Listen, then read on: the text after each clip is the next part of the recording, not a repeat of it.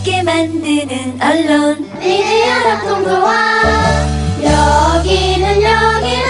여기는 국민TV. 함께 만드는 언론 미디어 협동조합. 여기는 국민TV.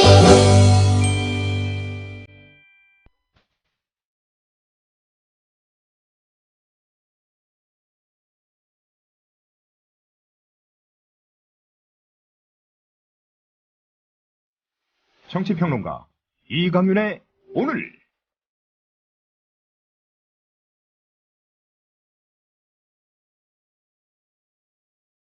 안녕하십니까. 이강윤입니다. 9월 30일 수요일 시작합니다. 공천 방식으로 확정된 안심번호 국민경선제가 문재인 대표는 물론이고 새누리당의 김무성 대표에게도 하늘에서 내려온 튼튼한 동아줄이 될 줄은 며칠 전만 해도 예측하기 힘들었습니다. 그런데 안심번호제가 양측의 이해가 딱 맞아떨어지는 묘수로 급부상했습니다. 연휴 기간 중 부산에서 이루어진 김무성 문재인 전격 회동에서의 잠정 합의 때문입니다. 김무성 대표가 급하긴 급했던 모양입니다. 그런데 회동 끝에 명분과 실리를, 그것도 야당과의 합의 형식으로 취했으니까 당내 친박계로부터 몰리고 있던 김 대표로서는 일단 많이 남긴 장사가 되고 있습니다. 충성심 높은 이들로 TK 지역에서 새 판을 짜려던 청와대와 친박계, 일단 김무성 대표의 반격을 받는 모양새인데요. 이쯤 되면 닭 쫓던 개가 아니라 무대 쫓던 닭이라고 해야 할까요? 청와대에 전략공천권 주는 것은 막아야겠고 친박계는 갈수록 발톱을 드러내고 있는 상황에서 제사를 굳이 꼭 내 떡으로만 지내라는 법이 있어? 최근 김무성 대표의 심정을 묘사하는 날 같습니다. 청와대와 친박계는 벌써 김무성 대표가 안심번호제가 뭔지도 잘 모르고 합의해줬다. 야당의 프레임에 말렸다. 대통령이 해외 출장 중인데 꼭 그렇게 사고를 쳤어야 하느냐. 이렇게 정면 공격에 나섰습니다. 새누리당의 상향식 공천, 국민 뜻을 받드는 공천은 말 그대로 구두선인 모양입니다. 잠시 후 시작합니다. 아직도 콘도 회원권 분양받으세요? No. 저렴한 금액으로 회원권을 이곳에서 구입하세요. 전국에 있는 모든 콘도 회원권, 여러분이 찾는 회원권에 관한 정보가 모두 있습니다. 회원권 114, 대한민국 대표 회원권 거래소 회원권 114. 인터넷과 모바일 앱에서도 검색할 수 있습니다. 02544-6114, 02544-6114. 지금 바로 전화주세요. 회원권 114. 빅맥보다 바비박스밥이 낫다. 와퍼보다 바비박스밥이 낫다. 밥이 박스에 담겨 빠르고 간편하게, 그리고 근사하게 당신의 식사 시간을 채워줍니다. 먹방 하종우도 차기작의 추가씬을 요청했다던 바비박스. 학동역 1번 출구 KFC 그 윗집 바비박. 패스트푸드 하면 우리가 햄버거 많이 생각하지 않습니까? 건강에 안 좋습니다. 건강에 안 좋죠. 그런데 이제는 밥으로 이게 해결이 된다는 거죠. 그러니까 마치 그 포장이 햄버거 포장 같아요, 진짜. 더 저는 멋있다고 세련돼 봅니다. 있고. 세련됐어요. 되게 깔끔하게 돼 있더라고요. 네. 그 박스 안에 있는 밥을 숟가락으로 벤치에 앉아서 퍼먹으면 굉장히 그 모양이 네. 잘 살 것 같아요. 월스트리트가에서 굉장히 바쁜 비즈니스맨 같은 느낌. 맞습니다. 네. 심지어 지금요, 전국 곳곳에 있는 그 바비박스 매장에 방문하셔서 9,000원 이상 사시면 이 바비박스 페이스 버러. 페이스 보틀입니다. 병이죠. 네. 그렇습니다. 예. 나는 페이스 벌을 왜 세우나 했지. 그러니까요. 발음 정확하게 해. 예. 네. 그리고 뭐 방문 후기 또 SNS에 올리면 아이패드, 디카 많은 상품들이 또 준비되고 있습니다. 방문하셔서 맛을 보시면 점심 한 끼 아주 충분하게 채우실 수 있을 것 같습니다. 바비박. 대한민국 투어. 우리 국민TV 남덕수 조합원님께서 운영하시는 이 대한민국 투어. 이분이 그 20년 경력의 베테랑입니다. 이분의 어떤 경험을 여러분께서는 그냥 버스에 앉아가지고 네. 다 빼먹는 거예요. 20년 동안 쌓아둔 그 빅데이터. 그렇죠. 버스가 이제 28인승 최고급 리무진 버스도 있고 45인승 좀 더 많은 분들이 타실 수 있는 이런 버스도 있으니까 고급진 여행도 바로 남덕수 조합원님과 함께라면 가능하다. 네. 문의 전화는요 1599-2686번입니다. 1599-2686. 버스 여행하면 2686이 딱 생각이 나네요 벌써. 네. 1599-2686번 아니면 네이버나 다음 같은 그 검색창에서 대한민국 투어 이렇게 검색하셔도 되고요. 그리고 웹사이트 대한민국 투어 한글로 쓰시면 됩니다. 대한민국 투어.kr 이렇게 검색하셔도 언제든 들어가실 수 있으니까 우리나라 국내 여행들도 많이 애용하시기 바라겠습니다. 대한민국 투어였습니다. 네, 4시 34분 막 들어왔습니다. 추석 연휴들 잘 보내셨는지 모르겠습니다. 빨간 날로만 나흘. 추석은 9월 27일 일요일이었기 때문에 9월 29일 화요일을 대체 휴일로 정했죠. 그래서 나흘이었는데 추석 전날인 26일과 27일 고속도로가 아주 상하행선 모두 몸살을 앓았더군요. 오가시는데 불편함은 없으셨는지 의례 명절 때는 그러는 것이라고는 하지만 그래도 꽉 막힌 길에서 하염없이 기다려야 한다는 것은 참 고문에 가깝죠. 연휴 동안에 정치권 그리고 뉴욕에서 유엔 총회장에서 몇 가지 뉴스들이 들려왔습니다. 차분히 정리를 해보시죠. 뉴스 브리핑 받으시겠습니다. 정승주 아나운서 어서 오십시오. 안녕하십니까. 안녕하세요. 청와대가 새누리당 김무성 대표가 새정년 문재인 대표와 합의한 안심번호 국민공청제에 대해서 민심 왜곡이고 조직선거고 세금 공천까지 우려된다. 이렇게 조목조목 비판하고 나섰네요. 그렇습니다. 청와대 관계자는 오늘 춘추관에서 기자들을 만나서 지금 안심번호 국민공천제에 대해 이런저런 얘기가 많은데 우려스러운 점 한두 가지 아니라고 말을 했습니다. 이 관계자는 첫째는 소위 말해서 역선택을 차단할 수 있느냐, 민심 왜곡 막을 수 있느냐는 것이라면서 잘 알다시피 안심번호가 있다고 하지만 먼저 지지정당 묻고 난 뒤에 하겠다는 얘기 같은데 그럴 경우 역선택, 결과적으로는 민심 왜곡을 막을 수 있겠느냐는 우려가 가장 크다고 말했습니다. 이 관계자는 또 두 번째는 전화 여론 응답률이 2%도 안 된다. 그럴 경우 결국 조직력이 강한 후보한테 유리해지는 것 아니냐면서 인구수가 적은 선거구의 경우에는 안심번호에 동의한 유권자가 노출될 수 있고 얼마든지 조직선거가 될 우려도 있다는 생각이 든다고 지적하기도 했습니다. 네. 이 관계자는 이런저런 중요한 일이 새누리당의 최고위원회라든지 내부적 논의 절차 없이 이렇게 됐고 그래서 졸속이라는 비판도 나오는 것으로 아는데 이렇게 합의된 것이 바람직하냐는 우려를 하고 있다고 말했습니다. 네. 이 관련해서는 오늘 진짜 인터뷰에서 여론조사 및 분석 전문가죠. 윤희웅 실장 연결해서 오피니언 브랜드의 윤희웅 실장 연결해서 좀 자세히 알아보겠습니다. 청와대 관계자가 대통령이 오늘 새벽 귀국했는데 귀국하자마자 몇 시간 만에 그러니까 충분히 사전 교감이 있었다고 봐야 하겠죠. 조목조목 들어서 김무성 대표를 비판했는데 여론조사 전문가에게 청와대 관계자의 비판이 맞는지 틀리는지 합당한지 안 한 건지 제가 한번 조목조목 되물어보겠습니다. 진짜 인터뷰 코너 좀 기대해 주시고요. 혹시 여론조사 일반에 관한 평소의 의문 또는 질문 하고 싶으신 말씀 여론조사 그거 어디까지 믿을 수 있는 거요? 이를테면 뭐 그런 질문도 좋고요. 해서 하시고 싶은 말씀 있으시면 샵 인터뷰 아시죠 이제? 그렇게 해서 올려주십시오. 그러면 제가 준비한 질문과 겹치지 않은 범위 내에서 최대한 반영하겠습니다.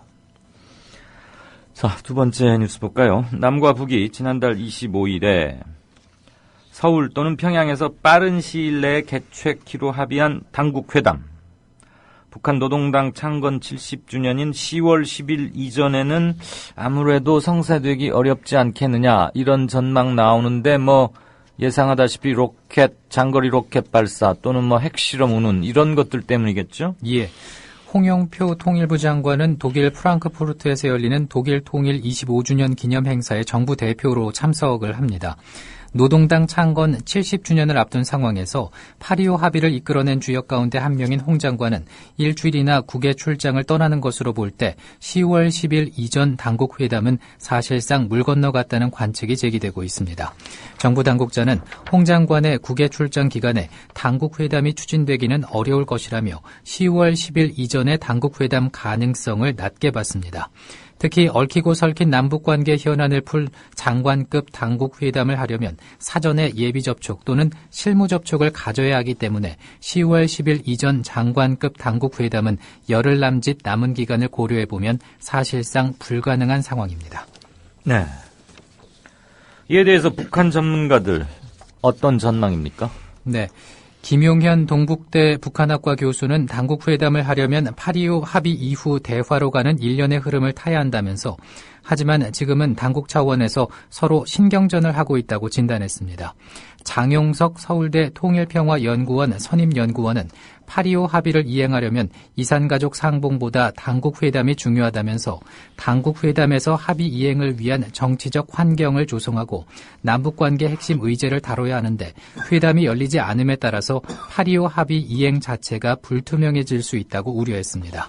한편 북남 대남기구인 조국평화통일위원회는 어제 대변인 담화에서 박 대통령의 유엔 총회 기조 연설을 극악한 대결 망동이라고 비난하고 이산가족 상봉이 살얼음장 같은 위태로운 상태에 놓이게 됐다고 위협하기도 했습니다. 네. 이에 대해서 김용현 교수는 현 국면에 밀리지 않겠다는 북측의 의지가 반영됐다고 봐야 할 것이라면서 기싸움에서 밀리면 북한이 장거리 로켓을 발사하든 하지 않듯 끌려갈 수 있기 때문에 대응 수위를 높이는 것이 아닌가 싶다고 진단하기도 했습니다. 장용석 선임연구원도 남측 정부를 견제하기 위한 얘기가 아니겠느냐면서 너무 의미를 부여해서는 안 된다고 본다고 말했습니다. 네, 두 전문가의 얘기를 들어봤더니 장거리 로켓을 발사하든 하지 않든 끌려갈 수밖에 없기 때문에 끌려다닐 수 있기 때문에 대응 수위를 높여가는 거 아니냐 이런 전망이 하나 있고 또 한 사람은 남측 정부 견제용이니까 너무 의미를 부여할 필요는 없다고 본다 이런 분도 계시군요. 그러니까 북남 대남기구인 조국평화통일위원회 북한 대남기구죠. 네. 이거 뭐 지금 미국, 유럽이어서 드디어 우리나라에서도 이게 이제 사달이 날 조짐이 공식적으로 보였죠. 독일 폴크스바겐 그룹이 디젤 차량 배기가스 조작. 그래서 미국 등지에서 잇따른 소송에 휘말리고 있는데 한국에서도 소비자로부터 첫 소송을 당했군요. 그렇습니다.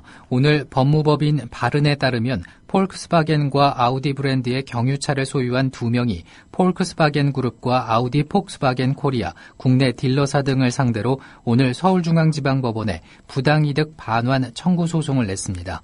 배기가스 조작 사태와 관련해 국내에서 소송이 제기된 것은 이번이 처음입니다. 고위 소송 대리인인 바르는 소장에서 피고인들이 소비자인 원고들을 속였다면서 민법 110조에 따라서 자동차 매매 계약을 취소한다고 밝혔습니다. 네. 바르는 피고인들의 속임수가 없었다면 원고들은 제작차 배출 허용 기준을 준수하지 못하는 자동차를 거액을 지불하고 구입하지 않았을 것이라면서 매매 계약이 소급적으로 무효가 됐으므로 피고인들은 원고들이 지급한 매매 대금을 반환할 의무가 있다고 주장했습니다. 원고들이 구입한 차량 가격은 각각 6,100만 원과 4,300만 원이며 원고 측은 또 구입 시점부터 매매 대금에 대한 연 5%의 이자도 반환하라고 덧붙였습니다. 이번 소송 제기로 폴크스바겐의 디젤차 배기가스 조작에 대한 국내 소송이 잇따를 것으로 보여 주목됩니다. 네, 이렇게 발빠르게 바로 소송을 낸 고객들도 있군요. 그나저나 이거 어떻게 발음해야 되는지 참 헷갈려요. 그냥 폴크스바겐 이렇게 쓰기도 하고 아우디 폭스바겐 코리아. 지금 한국에 진출한 법인을 읽을 때는 또 아우디 폭스바겐이라고 읽고요. 폴크스바겐, 폭스바겐. 독일어 잘하시는 분 어떻게 발음하는 게 맞는지 좀 게시판에 올려주시겠습니까? 긴장하게 되는 발음입니다. 폴크스바겐.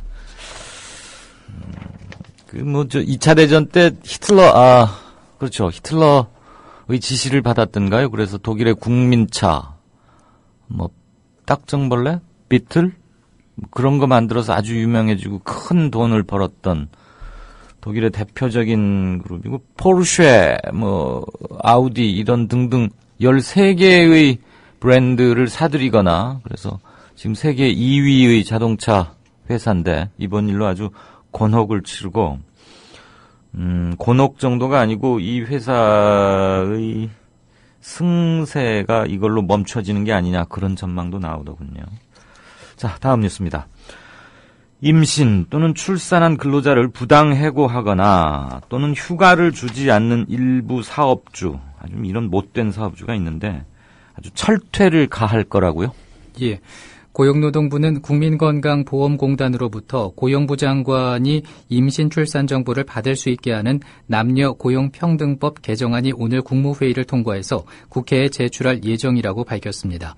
지금은 사업주가 출산 휴가를 부여하지 않거나 임신 출산 기간 중 부당 해고를 해도 근로자의 신고가 없으면 적발하기가 어려웠습니다. 앞으로 고용부가 건강보험의 임신 출산 정보를 받으면 근로자가 임신 출산 기간 중 비자발적인 사유로 이직 신고를 할 경우에는 부당 해고 여부를 조사할 수 있게 됩니다. 또 출산 예정일을 경과했는데도 출산 휴가 급여 신청이 없으면은 출산 휴가 미부여로 적발할 수 있게 됩니다. 고용보험에서는 출산 휴가 중인 근로자에게 최대 월 135만 원씩 한 달에서 석 달간 출산 휴가 급여를 지원합니다. 지난해 건강보험 통계상 출산을 한 고용보험에 가입하지 않는 공무원 교직원을 제외한 근로자는 10만 5,633명인데 반해서 고용보험 통계상 출산 휴가자는 8만 8,266명이었습니다. 이는 17,000명가량의 근로자가 출산 휴가를 받지 못했거나 비자발적인 사유로 이직했음을 의미합니다. 네. 근로기준법에 따르면 임신 출산 기간에 근로자를 해고하는 사업주는 5년 이하의 징역이나 3천만 원 이하의 벌금형에 처해질 수 있습니다. 출산 휴가를 부여하지 않으면 2년 이하 징역이나 1,000만 원 이하의 벌금형에 처해집니다. 네.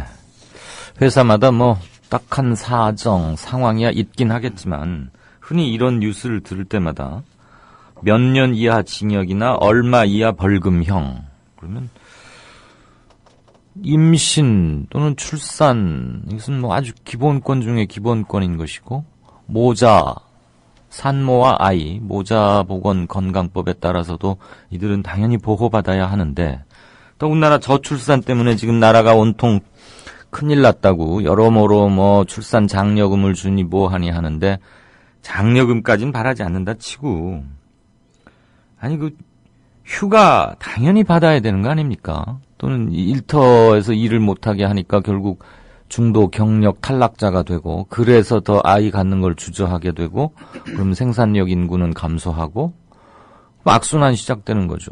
그런데 징역형 또는 벌금형 처해질 수 있다. 그러면 아주 좀 시범적으로라도 아주 악덕 사업자 이렇게 들여다보면 좀 나오잖아요. 회사가 너무 힘들어서 그냥 돈을 주고는 싶은데 줄 돈이 없어서, 또는 휴가를 주고 싶은데 줄 수가 없어서 못 주는 경우는 참 그렇다 치더라도 좀 알아보니까 든든히 쌓아둔 것도 많고 그러는데, 그냥 인색한 스크루지 영감처럼 말이에요. 그런 악덕 사업주들은 좀 골라가지고 벌금형 말고 징역형도 할 수 있다니까, 징역형 같은 것을 해서 강력한 경종을 좀 물렸으면 어떨까. 이러다 보면 제가 또 무슨 법가에 엄한 형별 같은 거에 의존했던 옛날 춘추 전국시대의 한비자 같은 사람 아닌가, 이렇게 들으실 청취자분도 계시긴 하겠습니다만, 결국 한비자의 노선을 채택했던 제후나 국가들이 크게 융성하지는 못했어요. 그래서 엄벌 위주의 법치라는 게 꼭 능사는 아니라는 건 우리가 익히 역사를 통해서 배우긴 했지만, 이게 그래 임신한 산모와 그 태중에 있는 아이를 생각해서라도 휴가 같은 건 당연히 줘야 되는 거 아닙니까? 누가 적선을 해달라고 그랬습니까? 법에 정해진 것 그대로 하자는 건데 안 하면 3천만 원 이하 벌금형, 그럼 나중에 보면 한 300만 원, 500만 원 이렇게밖에 안 내요. 최대치를 때리든가 아니면 5년 이하 징역이라고 그랬으니까 구형은 한 징역 1, 2년 하고 집행유예를 하든 어떻게든 해서 아무튼 따끔한 그 처벌을 체감케 하는 이런 게 좀 필요하지 않을까 싶습니다. 이게 저만 그렇게 생각하는 건지 이건.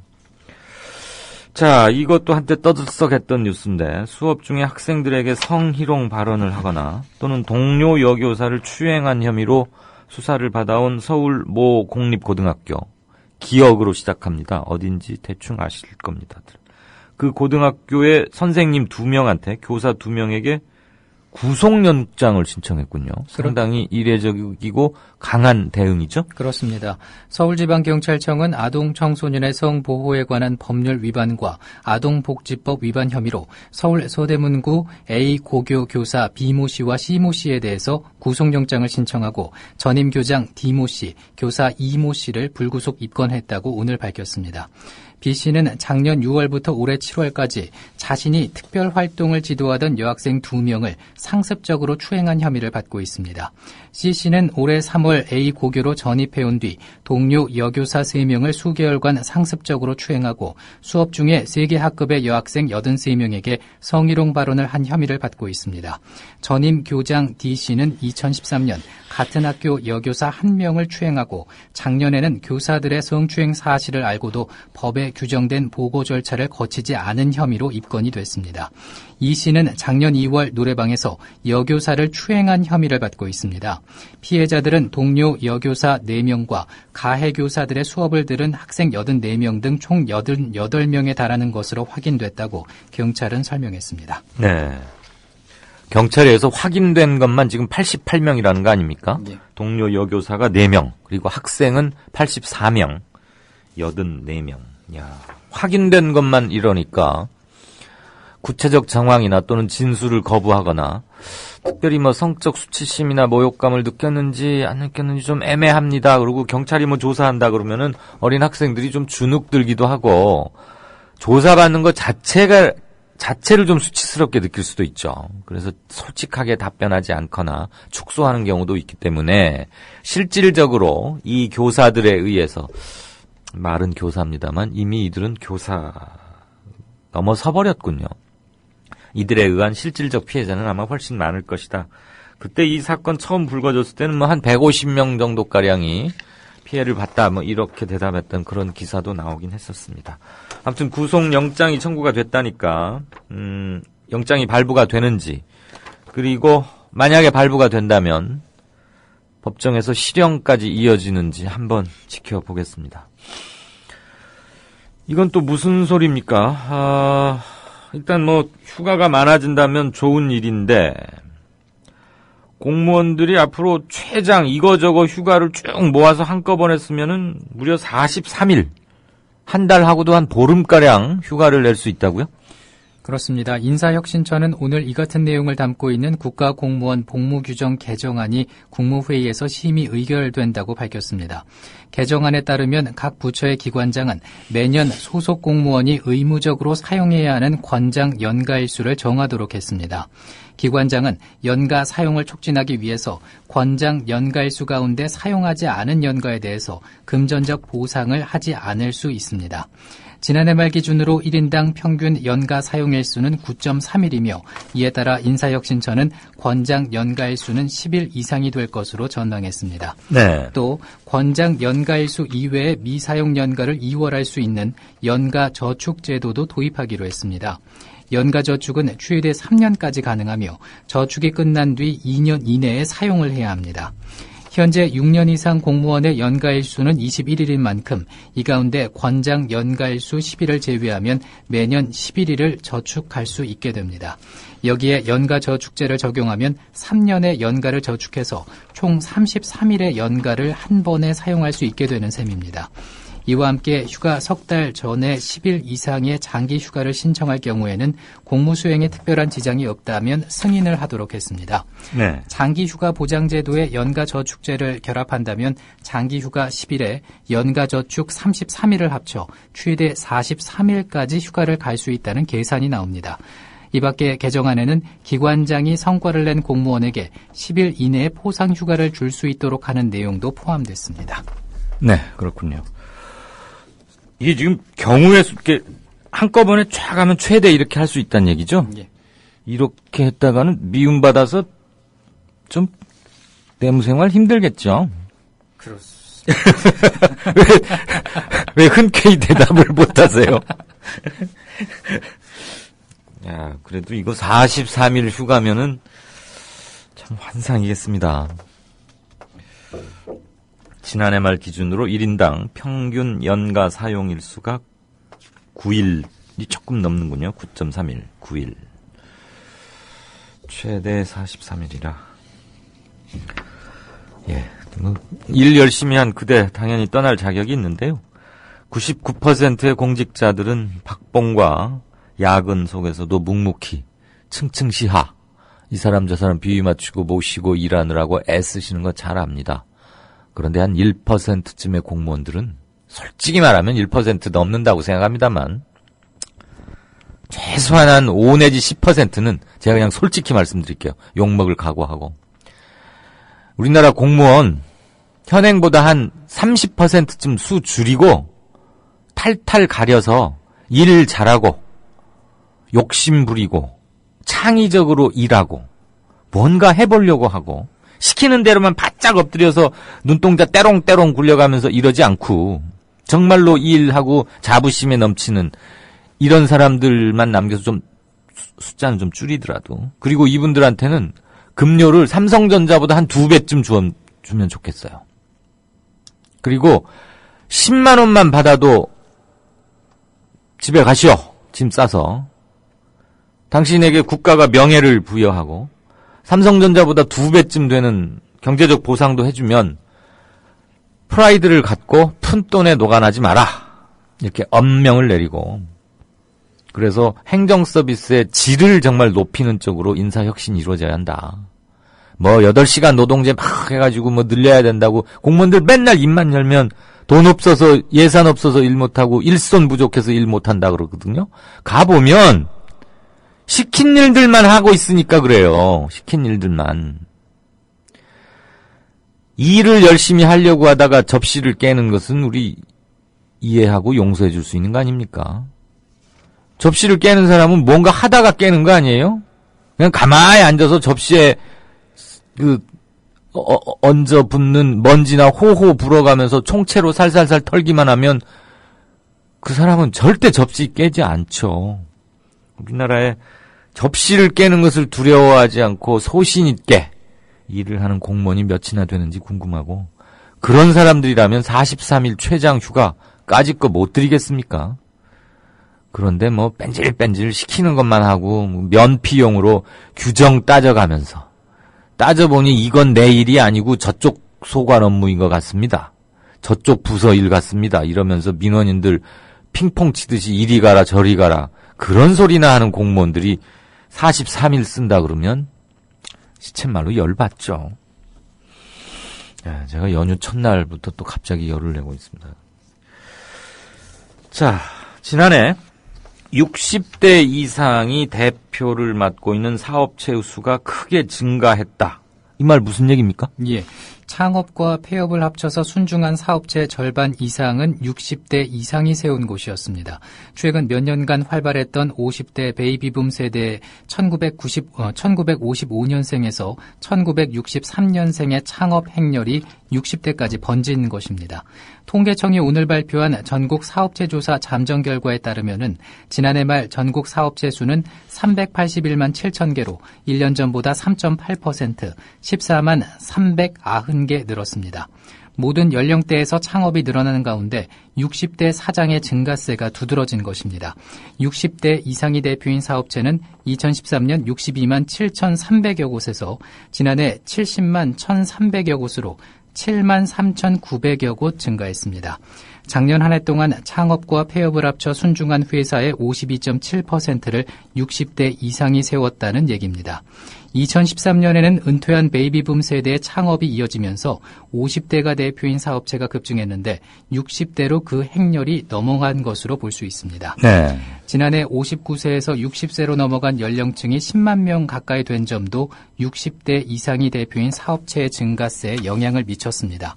한편 20대와 30대의 창업도 각각 15,865개, 28,793개 증가했지만 업체 수로 따지면 60대 이상을 따라가지 못했습니다. 그리고 60대 이상의 창업은 50대와 마찬가지로 주로 진입장벽이 낮은 도소매업이나 숙박 음식점업에 집중된 것으로 분석됐습니다. 네, 그러니까 치킨집처럼 은퇴하고서 생계형으로 사업을 해야 하기 때문에 할 수 없이 사장님이 된 분들이 많아졌다 이거네요. 예. 사장님이 되는 것 자체는 좋은데 이 중에서도 몇 퍼센트 몇 분이나 살아남을 수 있을지 걱정이 좀 앞서고요. 60대 이상, 그러니까 65세 이상이 현재는 지금 고령자, 노인 이렇게 칭하고 뭐 지하철 무료 승차 이런 거 나오고 그러지 않습니까? 이거 이제 좀 올려야 된다 이런 말이 나오는데 곧 논의가 되고 상향 조정되겠죠. 어쨌거나 60대 이상 창업은 50대와 마찬가지로 진입장벽이 낮은 도소매업, 그러니까 뭐 조그만 가게 뭐 이런 거 말하는 거겠죠. 그리고 숙박업과 음식점에 집중됐다. 제일 살아남기 힘들다는 게 음식점 아니겠습니까? 이곳에 몰린다는 얘기군요. 다 블루오션인 줄 알면서도 진입장벽이 낮으니까 특별한 전문적 지식이나 뭐 숙련된 경험 이런 거 없이 갈 수밖에 없는 걸 택하게 되고, 그러니까 또 폐업하는 사례가 속출하게 되고, 이 역시 또 한 악순환이죠. 60 넘으면 사실 좀 그때까지 힘들게 일한 그 보상을 통해서 경제적 여유도 조금은 누릴 수 있어야 하고, 삶의 마지막 여유, 인생의 황혼의 문턱에서 누리는 평온함, 온화함, 뭐 이런 여행도 하고 뭐 사실은 그래야 되는데 외국의 고령자들은 되게 그런 걸 향유하는 층이 많죠. 그럴수록 우린 선진국이라고 부르고, 근데 우리는 지금 그렇게 말하면 무슨 한가한 소리냐, 한 푼이라도 벌어야 되는데 속 모르는 소리 마라, 이런 얘기 당연히 되돌아오죠. 우리 사회의 어두운 자화상이 아닌가 싶습니다. 자, 미국에서 연휴 기간 중에 꽤 큰 뉴스가 들려왔어요. 화성 일부 지역에 그냥 물이 있었다는 흔적 정도가 아니고 지금 액체 상태의 소금물이 흐르고 있다. 만약에 이게 최종적인 사실로 확인이 된다면 화성에 생명체가 있을 가능성은 물론이고, 만약에 필요하다면 언젠가는 인류가 그 화성으로 건너가서 살 수 있는 가능성 중에 중요한 거 하나가 확보됐다. 여기까지 확장이 될 수 있는데 좀 자세히 들어볼까요? 예. 화성에 액체 상태의 물이 흐르고 있음을 보여주는 증거가 발견됐습니다. 나사는 28일 화성 정찰 위성이 과염소 산염으로 불리는 수분을 포함하고 있는 광물을 화성 표면에서 발견했다고 밝혔습니다. 지금까지 화성에는 물이 얼음 상태로 존재하는 것으로 확인이 됐지만은 액체 상태의 물이 존재한다는 증거가 제시된 것은 이번이 처음입니다. 이에 따라서 화성에 생명체가 존재할 가능성이 한층 높아졌습니다. 네. 근데 일부 과학자들은 또 나사가 좀 성급했다. 이 흔적이 나온 것은 액체의 유동, 그러니까 뭔가 흘러가는 흔적이 맞다고 볼 수는 있는데 이게 여름철에만 잠깐 나타나는 거고, 가을 지나 화성을 말합니다. 화성의 가을, 겨울 시즌에 접어 들어가면 아예 이게 동결을 해버리므로 염분이 섞인 물, 즉 소금기 섞인 물, 소금물이 얼 정도면은 얼마나 혹독하게 춥겠느냐. 그래서 생명체 가능성을 논하는 건 좀 이르다. 이렇게 비판하는 일군의 과학자도 있다는 것을 말씀드립니다. 날씨 알아볼까요? 비 온 뒤에 내일부터는 좀 낮에도 이제 쌀쌀해진다고 하던데요. 예. 오늘 충청 이남 지방은 21호 태풍 두쥐안에서 약화된 열대 저압부의 간접 영향을 점차 받겠습니다. 전국이 대체로 흐리고 제주와 전라남북도, 경상남도에 비가 오겠고, 밤에는 충청 남부로 비가 확대되겠습니다. 오늘 밤부터 내일 낮까지 제주와 남해안 지리산 부근에는 시간당 30mm 이상의 매우 강한 비와 함께 많은 비가 오는 곳이 있겠고, 충청 이남 지방을 중심으로 돌풍과 함께 천둥 번개 치는 곳 있겠습니다. 네. 지금까지 뉴스 브리핑의 정승조 아나운서였습니다. 수고했습니다. 고맙습니다. 이강인의 오늘. 이제는 정가 산책으로 함께합니다. 정치권 동향 생생하게 풀어드릴 분은요. 네, 한국일보 양정대 기자. 안녕하세요. 네, 안녕하세요. 추석 연휴 잘 쉬었습니까? 네, 쉬긴 쉬었는데, 예. 마음은 영 불편해서. 그래도 집에 신문 오는 거 보니까 맨 마지막 날 29일 하루만 출근했더군요. 그럼 29일 하루만 출근을 한 건 아니고 25일도 출근했죠. 25일은 다 출근하죠, 누구나. 기자들이 빨간 날 나흘 중에 사흘을 쉬었다는 건, 이거는, 우리 고향에서는 있을 수 없는 일입니다. 이거 제가 기자할 때는 이러지 않았는데, 요즘 기자들 너무 편해요. 그리고 다 집에 있어도 스마트폰으로 이것저것 다 챙기고, 도대체 기자만큼 하기 좋은 직업이 어딨나 몰라. 저기 말이에요. 네네. 부산에서, 부산 경남고등학교 1년 선후배 사이기도 한데, 김무성, 문재인 두 대표. 경남 중학교. 중학교래요? 네. 고등학교도, 중학교. 맞다, 중학교. 네. 서울에서 동창회 하는데 보니까, 1년 후배 문재인 이리 나와! 이러던데, 옛날 김무성 대표가. 아무튼. 아무한테나 그러니까요. 안심번호. 국민공천제. 이 말이 이제 자주 입에 오르겠어요. 잠정 합의한 것을 두고 여권 내에서 아주 친박과 비박이 발톱을 확 드러내고 청와대 관계자까지 오늘 나서가지고 조목조목 뭐라고 하고 벌집 쑤셔놓은 것 같습니다. 이거 다 네네. 김무성 대표 계산하고 시작한 걸까요? 글쎄요. 이게 만약에 계산을 했으면 예. 사실 진짜 좀 조직적으로 정말 준비를 좀 했었어야 되는데 그런 것 같지는 않습니다. 분위기 보면. 그러니까 지금 말씀하신 게 이 친박과 비박 간의 이렇게 한판 대결 이런 양상으로 말씀을 하셨는데 실제 지금 여권 돌아가는 분위기 보면 이게 친박과 비박이 한판 승부를 벌이는 게 아니고 예. 이게 좀 표현이 좀 과할 수 있는데요. 좀 양해를 해주신다면 네네.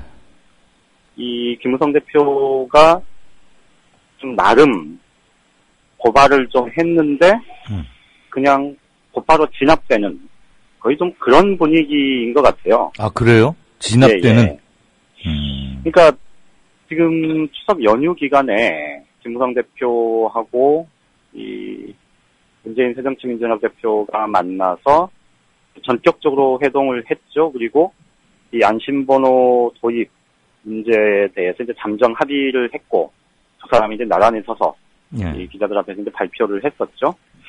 그 내용의 핵심은 사실 안심번호라는 게 아마 청취자분들도 다 알고 계시는 내용이에요. 이게 우리 택배 보면 예. 전화번호가 이제 이건 누구나 볼 수 있으니까 맞아요. 전화번호 드러나지 않게 하려고 050, 050으로 시작하는 이상한 번호가 적어져 있는 경우가 꽤 있습니다. 그리고 요즘은 자동차 사면 보험회사에서 이상한 번호를 줘요. 맞아요. 그리고 이제 차 어디 주차시킬 때. 네, 내 핸드폰 번호는 거기서도, 비공개로 그렇죠. 하면서 그리 전화를 그렇죠. 하면 저한테 전화가 연결되는. 그렇죠. 그러니까 네. 그게 이제 안심번호고 실제로 워낙 이제 이 개인정보 유출 사고가 빈번하다 보니까 예. 스마트폰 애플리케이션도 나와 있는 게 있습니다. 예. 그래서 실제로 많은 젊은 사람들은 이 안심번호를 실제 사용하는 경우들도 꽤 많아요. 예. 근데 안심번호는 이미 우리가 많이 사용을 하고 있는데, 근데 이제 이 안심번호라는 게 사실은 지금 김무성 대표가 이 친박계에서 이렇게 야당 손들어준 거다, 친노 프레임에 말려든 거다 이렇게 얘기를 하니까 그게 아니다. 예. 이미 우리가 정개특위에서 8월달에 합의도 했고, 예. 우리 당 의원, 새누리당 권은희 의원이 2월달에 이제 법안 발의를 한 게 있는데, 네. 그걸 얘기하면서 이미 우리가 새롭게 지금 안을 낸 거다. 이렇게 얘기를 하고 있는데요. 이 안심번호 부분은 사실 여론조사의 정확성, 공정성 논란을 좀 보완하는 장치로서는 굉장히 의미가 있을 수 있습니다. 네. 이게 이제 동원 조직선거 문제, 특히나 지금 현행법상 이제 개인정보를 불법으로 수집할 수 없게 돼 있기 때문에 이 여론조사를 할 때 보통 이제 일반 전화, 집 전화를 가지고 하잖아요. 예. 근데 집 전화 쓰는 사람이 많지 않고 더군다나 낮 시간대 집 전화를 받을 수 있는 사람들이 장년층, 노년층에 좀 많이 몰리다 보니까 이게 그렇죠. 제대로 표심 반영이 안 된다. 나중에 연령대별 보정을 하더라도 이게 과연 대표성이 있는 거냐. 뭐 이런 논란들이 꽤 많잖아요. 그리고 이제 전화를 뭐 여러 회선을 사가지고 착신해가지고 뭐 특정인 혹은 특정 그룹이 그 착신 전화를 이제 뭐 악용하는 경우도 굉장히 많고요. 네. 특히 이제 여론조사나 혹은 여론조사 경선을 할 때 그런 문제점들이 많기 때문에 이 안심번호제를 활용을 하면 사실은 그런 폐단들은 많이 줄일 수가 있습니다. 그러니까 안심번호제는 사실은 여론조사를 할 때 혹은 여론조사 경선을 할 때 공정성과 이 표본의 대표성 뭐 이런 것들의 취약점을 좀 보완해줄 수 있는 보완제로서의 역할은 충분히 할 수 있는데 예. 근데 이제 새정치연합이 안심번호제 도입을 전제로 100% 시민공천단을 꾸리기로 공천혁신안을 마련을 하면서도 사실은 이 새정치연합은 이 현장 투표 부분 이런 것들을 열어놓고 그러니까 여론조사 과정에서 이 보완제로 이거를 이제 도입을 하는 쪽으로 이렇게 무게를 뒀는데 이번 여야 잠정 합의 과정에서 김무성 대표는 마치 자신이 그동안에 주장해왔던 오픈 프라이머리를 대체할 수 있는 아주 좀 뭐랄까요 획기적인 높은 수위의 뭐 새로운 방안인 것처럼 지금 이렇게 포장을 하다 보니까 논란이 지금 굉장히 커진 겁니다. 그러니까 지금 그동안 이제 김무성 대표의 얘기를 좀 궤적을 밟아보면 오픈 프라이머리 국민한테 공천권을 돌려드리겠다. 이렇게 얘기를 하면서 오픈 프라이머리를 계속 주장을 해왔고 네. 이것에 내 정치 생명을 걸겠다. 이런 얘기까지 하지 않았습니까? 예. 그런데 사실 오픈 프라이머리는 뭐 이제 아마 청취자분들이 다들 아실 텐데 여야가 선거법을 개정해서 하지 않으면 행정자치부로부터 이 유권자들의 정보를 전달을 받을 수 없기 때문에 사실 온전한 오픈 프라이머리 자체가 불가능합니다. 그런데 야당이 공천혁신안을 마련하면서 사실 전략공천 가능성 열어놨고 안심번호제 도입 부분은 제가 말씀드렸듯이 이 여론조사를 하는 데 있어서 보완제의 성격을 좀 많이 가미하는 그러니까 이런 정도로 하면서 사실 오픈 프라이머리는 여야가 합의해서 치를 가능성은 사라졌거든요. 네. 그러니까 오늘 어쨌든 지금 의원총회가 잡혀있고 공천 문제를 좀 논의를 해야 되는 상황이고 그러다 보니 정치 생명을 걸겠다고 호언장담해왔던 김무성 대표 입장에서는 좀 굉장히 뭐랄까요 좀 조급했을 가능성이 높습니다. 예. 그러다 보니까 안심번호제 부분은 이미 이 국회 정치개혁특별위원회 소위 논의 과정에서 여야가 합의로 선거법을 개정하기로 그렇게 지금 합의를 해놓은 상태인데 이거를 좀 과대 포장한 거죠. 마치 오픈 프라이머리를 요걸로 대체하는 그러니까 100% 여론조사 경선을 하는 건데 사실 예. 100% 여론조사 경선하고 오픈 프라이머리는 친박계가 주장하는 것처럼 전혀 성격이 다르지 않습니까? 그렇죠. 다르죠. 오픈 프라이머리는 직접 가서 사람들이 이 한정된 공간 뭐 어디 투표를 하거나 뭐 이런 행위를 하는 건데 예. 여론조사하고는 차원이 다른데 마치 오픈 프라이머리를 좀 사정 변경이 생겨서 이 안심번호를 이걸로 대체하는 듯한. 그렇죠. 100% 여론조사 경선으로 해도 되는 것처럼 그리고 거기다 대고 또 계속해서 주장한 게 전략공천은 절대 없다. 나 한 사람도 안 할 거다. 이런 얘기를 계속 하다 보니까 예. 청와대나 친박계 입장에서 보면 그렇잖아도 지금 공천권을 자기가 뭔데 이렇게 생각을 했다가 마치 이제 오픈 프라이머리도 안 한다고 하면서도 100% 여론조사 경선 그러면서 전략공천은 안 한다. 이렇게 얘기하니까 아니 오픈 프라이머리를 관철시키겠다고 해놓고 그걸 못했으면 당연히 새롭게 이제 공천 룰을 만들어야 될 텐데 마치 자기가 뭐 전부 다 결정하는 것처럼 이렇게 안심번호라는 거를 아주 과대 포장해서 이렇게 끌고 오니까 지금 굉장히 좀 격하게 반발을 하고 나선 겁니다. 오늘 청와대에서 뭐 누가 조목조목 뭐 했더라고요. 그렇죠. 김성우 홍보수석이 이제 핵심 관계자 명의로 뭐 5가지 이유를 들어서 이제 반대를 했는데 예. 사실은 내용 하나하나를 따지고 보면 뭐 그렇게 썩 반박할 내용이 많지는 않습니다. 누구 말을? 청와대 김수석의 그렇죠. 말을 청와대, 반박하기가 네. 쉽지 않다. 청와대 지적을 반박하기가 쉽지는 않습니다. 그래요. 다만 2가지 부분은 좀 반드시 짚어야 될 텐데 네. 하나는 이제 청와대가 5가지 이유를 댄 것 중에 마치 안심번호를 하면 이 여론이 완전히 왜곡되는 것처럼 그렇게 설명을 하고 있는 건 네. 완전히 현실과 다른 예. 정반대 얘기를 하는 겁니다. 그렇지. 그건 안심번호제를 악의적으로 그렇죠. 비난하기 왜곡하는 위해서 거죠. 갖다 끌어댄 것 같더라고요. 그렇죠. 그 부분은 정말로 이제 문제가 많은 거고요. 근데 나머지 4가지 정도는 뭐 크게 반박할 내용은 없는 것 같고 네. 대신 이제 한 가지 짚어야 될 거는 청와대가 나서서 음.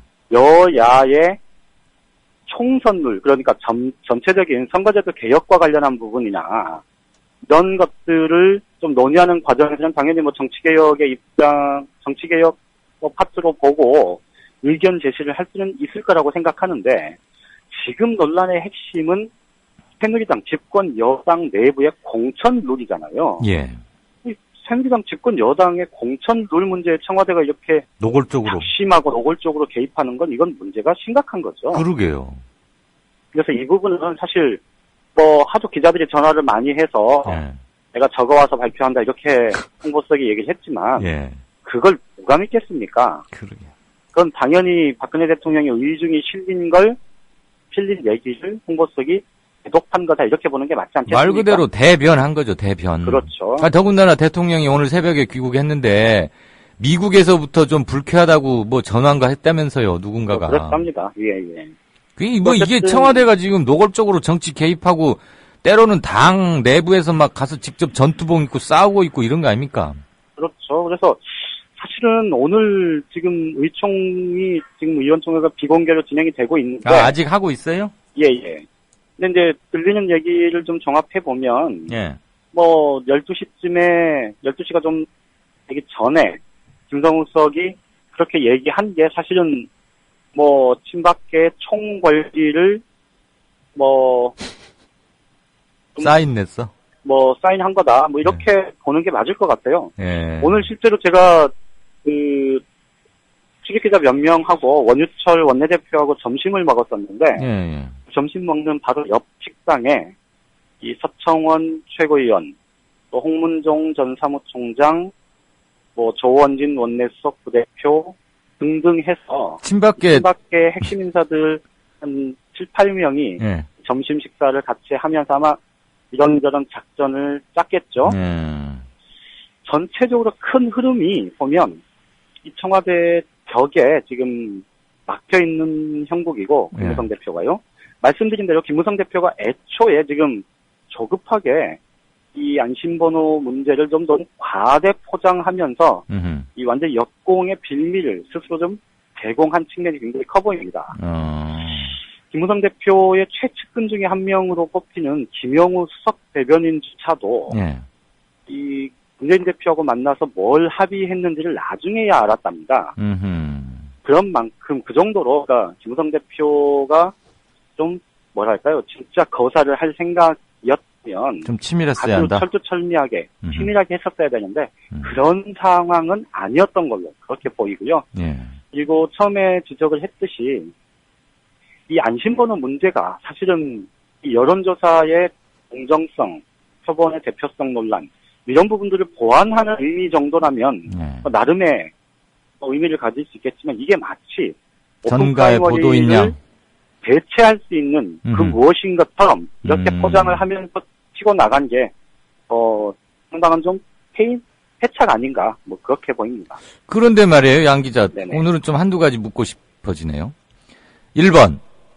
아까 처음에 이 건 리포팅 시작하면서 김무성 대표가 진압당해 가는 형국이다. 네네. 그 말은 섣불리 뭘 했다가 그냥 바로 카운터 펀치 몇 개 맞고 이제는 좀 힘들어진 국면이다 이렇게 들리고 네네. 그런 뉘앙스로 말한 거 맞죠? 네네네. 다음 2번. 이게 제 질문이에요. 지금 우리 양 기자 측의 시각을 들어보면 안심번호 국민공천제라는 게 그렇게 획기적인 거거나 또는 순수한 여론을 거의 그대로 왜곡이나 훼손 없이 반영할 수 있다는 무슨 획기적인 대단한 그런 건 아닌데 네네. 특히 김무성 대표가 이제 물론 이제 자기가 이걸로 문재인 대표하고 합의를 하고 뭐 이러면서 탈출구를 모색하려다 보니까 그렇죠. 안심번호제의 좋은 점을 좀 많이 말할 수밖에 없긴 했겠지만 좀 과장돼 있다 지금 이런 얘기잖아요. 그렇죠. 그런데 요 얼마 며칠 전에 새정년에서 이게 당론으로 최종 확정이 됐지 않습니까? 예. 그러면서 지금 새정년은 공천 방식을 이거 100%로 하겠다는 거예요. 네네네. 물론 이제 20%는 전략 공천을 할 수 있게 전체 지역구의 20%는 전략 공천 지역으로 남겨는 뒀지만 네네. 나머지 80% 경선을 하는 곳에서는 100% 안심번호제로 하겠다. 그 말은 새정년으로서는 여기에 상당한 의미를 부여하고 이를테면 여론조작이나 동원선거 같은 과거의 폐해, 그다음에 뭐 착신전환해가지고 싹쓸이하고 이런 것들은 원천적으로 막을 수 있다고 생각해서 조국 서울법대 교수도 많이 칭찬하고 하는 걸 들었는데 우리 양 교수래. 우리 양 기자, 양정대 차장은 그만큼은 여기에 큰 의미를 부여하지 않는 것 같아요. 맞습니까? 네네, 맞습니다. 그러면 1, 2번에 대한 제 질문을 함께 묶어서 하셔도 좋고. 예. 네, 1번 부분과 관련해서 조금만 부연을 하면 예. 지금 이제 아마 오늘 의원 측의 결론이 김무성 대표가 겉으로 드러나는 결론이 김무성 대표를 아주 뭐 재기불능 상태로 몰고 가는 그런 정도로 가지는 않을 겁니다. 당연히 이 오픈 프라이머리는 불가능해졌다. 이걸 공식화하고 그리고 오픈 프라이머리가 그동안 이제 당론이었으니까 어쨌든 이 새롭게 이제 공천 룰을 당에서 이제 새누리당의 공천 룰을 만들어야 하니 이 공천 룰을 논의할 새로운 특별 기구를 구성하자. 이 정도 선에서 일단 내견상 드러나는 부분은 이렇게 정리가 될 공산이 커 보입니다. 다만 이제 내적으로 보면 말씀드린 대로 김무성 대표가 어쨌든 좀 나름의 좀 뭔가 돌파구를 찾으려다가 좀 패착을 두면서 입지가 훨씬 좁아질 수밖에 없게 됐다. 이렇게 보는 게 맞을 것 같고요. 그다음에 두 번째 부분은 그 100% 안심번호제가 도입이 되면 이제 100% 이 시민공천단을 꾸리기로 했는데 이것의 의미가 100% 여론조사 경선을 한다 이렇게 보기는 어려울 겁니다.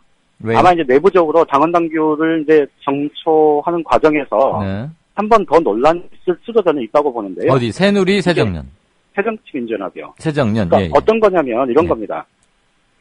그 100% 시민공천단을 꾸린다는 건 그동안 이제 여론조사 경선 100% 여론조사 경선을 한 적도 있고 경선을 하는 과정에서 여론조사 반영 비율을 뭐 50% 맞아. 5대5, 7대3 많았죠. 예, 이렇게 많이 했었잖아요. 근데 그때 그 50% 여론조사 경선을 할 때 그 표본을 어떻게 꾸리느냐를 이 100% 시민 공천단으로 꾸린다는 거지 100% 여론조사 경선을 하겠다 이렇게 결정한 건 아닐 겁니다 아마. 그러니까 그래서 이제 제가 아까 그 새정치민주연합은 그래서 그 현장 투표 이 부분도 좀 열어놨다 이렇게 제가 말씀을 드렸는데요. 강론에 가서 가다듬어야 할 게 하나 남아 있군요 지금. 그렇죠. 그게 남아 있고요. 그리고 실제로 지금 얘기 들어보면 100% 여론조사만으로 그 선발을 하는 문제는 아마 당 안팎에서 굉장히 논란이 클 겁니다. 그리고 혹시 제가 잘못 알고 있는지 좀 모르겠는데 그때 그 중앙위에서 통과된 혁신안도 여론조사 100%로 한다는 의미가 아니고 그 여론조사의 표본을 구성할 때 그거를 100% 시민공천단으로 꾸린다. 근데 그것을 안심번호제가 도입이 되면 그렇게 꾸릴 거다. 그 워딩이 맞아요. 예, 그렇게 돼 있는 걸 거고요. 양 기자 말이 만약에 맞아요. 이제 그 안심번호제가 이제 도입이 되면 사실은 이게 이제 말씀드렸듯이 지금 정개특위 소위에서 통과가 돼 있기 때문에 전체 회의 통과는 뭐 어렵지 않아 보이는데 지금 새누리당이 저렇게 내부에서 논란이 되면 안심번호제 부분을 사실 어떻게 정리할지도 한 가지 좀 남아있긴 한데요. 다만 아까 처음에 말씀드렸듯이 새누리당 쪽에서도 결국은 자기들이 나중에 뭐 전략공천 20%를 하든 30%를 하든 지역에서 경선을 하다 보면 여론조사를 일부 반영을 해야 되잖아요. 그렇다면 이 안심번호를 도입하는 게 그 여론조사를 하는 데 있어서도 훨씬 공정성 시비를 줄일 수 있는 방안이라는 판단을 할 수밖에 없을 거고, 결국은 이 방안이 10월 달에 정개특위 전체회의가 열리면 통과될 가능성은 꽤 높아 보인다. 이렇게 말씀을 드릴 수 있겠습니다. 알겠습니다. 나 아까 양 기자 설명 듣다 보니까, 우리 양 기자가 이게 친박계하고 굉장히 친하고 가깝나? 그 생각이 좀 들어서. 오늘 좀 그런 뉘앙스를 풍긴 건 맞아요. 그나저나, 네. 전격 회동이라는 건 정말 의외성에 뭐가 달려있긴 한데, 네네. 부산에서 갑자기 둘이 만났잖아요. 예. 둘 다 같은 거기 출신들이고 학교 1년 선후배 사이고 누가 보면 설 새러 가가지고 학교 선후배 사이 형님 오랜만인데 밥이나 한 끼 합시다. 그렇게도 좀 그러니까 시기와 장소의 의외성 또는 그동안 중앙정치에서 뭘 굵직굵직한 걸 해왔던 거에 우리가 익숙해져서인지는 몰라도 그 점은 조금 그랬고 내놓은 안이 덥석 새정치의 그 공천안을 새누리 김 대표가 덥석 받는 형국이었잖아요. 글쎄 이제 그것도 좀 보기에 따라서 좀 시각들이 좀 다른 것 같아요. 그러니까 저는 오히려 이 문재인 대표가 사실은 문재인 대표의 제안, 그러니까 새정치연합의 제안을 김무성 대표가 받았기보다는 김무성 대표의 탈출구를 열어줬다. 문재인 대표가 좀 열어준 측면이 있는데, 근데 이제 그 탈출구를 김무성 대표가 좀 과대 포장하다가 오히려 좀 상황이 굉장히 스텝이 꼬였다 이렇게 보는 게 맞지 않을까 싶네요. 그럼 별거 아닌 걸로 되어 가네요. 적어도 한국일보는.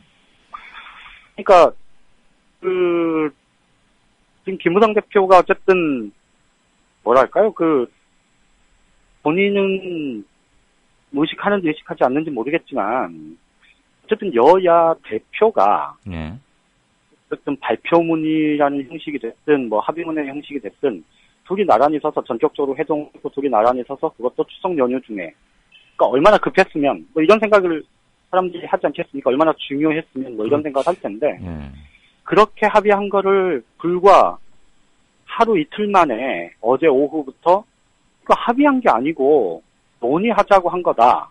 이렇게 지금 한 발 물러섰잖아요. 네, 맞아요. 이거는 그만큼 김무성 대표가 스스로의 입지를 굉장히 좁히는 그런 상황에 내몰렸다. 이렇게 보는 게 맞을 것 같고 그 점에서 보면 전체적으로 이번 합의의 의미가 전혀 없다고는 할 수 없지만 그렇다고 해서 여야 대표가 아주 굉장한 정말 획기적인 합의를 한 거다. 이렇게 보기는 좀 어렵다. 이런 말씀 드리고 싶은 겁니다. 알겠습니다. 모처럼 저는 이게 꽤 중요한 모멘텀이 되지 않겠느냐는 관측도 있고 이걸 어떻게 해야 정확히 인식할 수 있나 그런 점에서 양 기자하고 좀 길게 얘기를 나눠봤습니다. 마감하는데 지장 없었죠? 예. 내일 또 얘기 듣죠? 예, 고맙습니다. 네, 지금까지 정가산책 한국일보 정치부의 양정대 차장이었습니다. 지금 여러분께서는 정치평론가 이강윤이 진행하는 이강윤의 오늘을 듣고 계십니다. 이강윤의 오늘은 팟캐스트 포털 팟빵에서 다시 들으실 수 있습니다. 의견과 건의가 있으시면 게시판에 남겨주세요. 네, 5시 29분 막 들어왔습니다. 게시판 좀 보겠습니다. 시작한 지 딱 1시간 됐군요. 양 기사하고 조금 통화가 길어지는 통에 좀 늦게 했습니다. 많이들 염려해 주셔서요. 연휴 바로 전날 9월 25일 금요일 날 제가 하루 여러분들을 뵙지 못했고 이기호 기자가 진행하는 걸 누워서 좀 들었습니다. 굉장히 잘하더군요. 아주 차분하게. 그래서 이제 물론 긴장도 되고 잘해야겠다는 생각도 들었고 제가 또 조금 이것저것 해야 할 게 좀 늘어나면서 만약에 무슨 일이 만약에 생긴다면 이기호 기자가 아주 진행을 잘하기 때문에 아무튼 그런 생각을 가졌습니다. 차분히 아주 잘하는 걸 들었고요. 그래서 제가 방송 다 듣고 나서 우리 제작팀한테 이기호 기자 연락처를 물어봐가지고 잘 들었다고 인사하는 문자를 보냈고 너무 대뜸 저한테 이 선배라고 그래서 그랬습니다. 반가웠습니다. 아무튼 날수로는 하나, 둘, 셋, 넷, 다섯, 엿새 만에 뵙는 거군요. 네, 추석들 잘 보내셨고요. 네, 양 차장 오늘은 사실 이거 사석 같으면 좀 길게 얘기를 하고 싶었는데 동의할 수 있는 대목도 있고 전혀 동의할 수 없는 부분도 좀 많았는데 제가 우리 둘이 뭐 정치 토크를 하는 것도 아닌데 마냥 그렇게 끌고 갈 수가 없어서 듣긴 했습니다만 마음속의 판단은 다 여러분들께서도 하고 계시리라 믿습니다. 완캐는 아니더라도 훨씬 호전된 듯해서 다행입니다. 달구지님. 예, 고맙습니다. 그 바로 밑에 국민TV가 오늘부터 이건 좀 홍보 말씀을 드려야겠네요. 오늘 내일 모레 그러니까 수, 목, 금 9월 30일부터 10월 2일까지 사흘간 긴급 대토론회를 엽니다. 오늘은 그 첫 번째로 박근혜 표 노동재앙 어떻게 막을 건가라는 제목이고요. 내일은 역사교과서를 비롯해서 교과서의 국정화를 노골적으로 추진하고 있습니다. 정부 여당이. 이 시간을 통해서 몇 번 말씀드렸습니다마는 국정교과서의 문제점이 있죠. 그런들 광노현 전 교육감 등등 모셔서 내일은 교과서 문제를 다룹니다. 그리고 마지막 10월 2일은 정권 탈환 또는 정권 재창출을 위한 야권 혁신 방안을 주제로 김광진 의원 그리고 지금 정의당의 당 대표 또는 현직 의원 중에서 한 명을 추진 중이고요. 정혜구 교수님, 박서군 진보운동가 이런 분들 모시고 얘기를 합니다. 120분씩 그러니까 2시간씩 사흘 연속 생방송으로 진행하고요. 사회는 제가 보게 됐습니다. 근데 이게 이강윤의 오늘을 4시 반부터 6시까지 90분간 하고 60분쯤 이제 뭐 텔레비전 준비하고 뭐 좀 찍어 바르고 그래야겠죠. 뭐도 좀 간단히 먹어야 되는데. 그리고 이제 2시간을 또 TV 스튜디오에 올라가서 생방송을 합니다. 근데 오늘도 조금 지금 목이 별로이긴 한데 상당히 걱정이네요. 210분씩 3일 연속. 이게 참 목 상태가 좋아도 제가 이런 묵직한 주제의 긴 시간, 2시간짜리 생방송 토론을 하기에는 역부족인데 컨디션도 좀 별로여서 그래서 더더욱 많이 들어주십사 이겁니다. 응원 차원으로 onair.국민.tv 이렇게 보실 수 있고요. 유튜브나 아프리카 TV 팟빵으로는 아마 보이스만 음성만 나가는 모양이에요. 라디오로. 이게 플랫폼이 상당히 여러 가지인데 사실 제가 이거 잘 모릅니다. 근데 여러분께서는 저보다 훨씬 이런 게 얼리 어댑터? 아무튼 많이 익숙하시리라고 믿고 말씀을 드립니다. 개중에는 이런 게 아주 성가시고 어려워서 접근을 잘 못하시는 분도 계실 것 같긴 한데 보니까 뭐 facebook.com 국민TV, storycakao.com 채널 국민TV, telegram.me 이게 뭔지 모르겠네요. 국민TV, 또 twitter.com 국민TV 이렇게 여러 가지 접근이 가능한 모양입니다. 그리고 여러분이 기다리시고 계실 뉴스K는 당연히 오늘 내일 모레 4흘 동안은 방송되지 않습니다. 리뉴얼하고 있습니다. 상당히 바뀐 포맷과 형식으로 그리고 내용으로 10월 5일 월요일부터 찾아뵙습니다. 네. 오늘 내일 모레 3일간입니다. 내일 모레도 자꾸 거듭해서 이 말씀 드리긴 뭐하고요. 오늘 좀 한목에 몰아서 홍보했습니다. 버스 파일럿님 등등 뭐 어려울 때 잡는 손 낭만 고양이님 배윤홍님 기회주의자 소리엘 등등 염려와 격려 남겨주신 분들께 대단히 감사한다는 말씀 머리 숙여 올립니다. 아직 좀 기침소리가 좀 간간히 들어갔던 모양이군요. 미안합니다.